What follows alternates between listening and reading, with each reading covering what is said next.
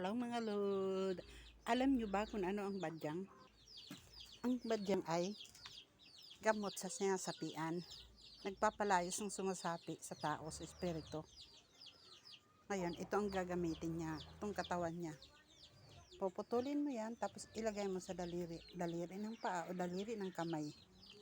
Tapos magsasabi siya kung anong sumapi sa tao, kung anong espiritu. O, tandaan nyo ang dahon ito. Tapos, mayroon pa mga load.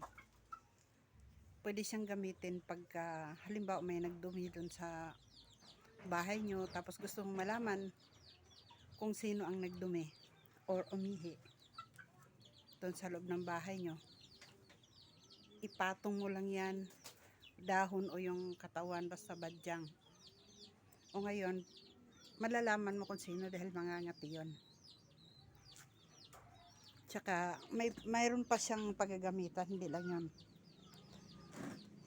Paalala lang po mga lodi, hindi ko kayo pinipilit maniwala, pero yan ay aking nasaksihan at aking nasubukan. Pero mayroon pa siyang iba, kaya napakamahal ang 1 kilo nito.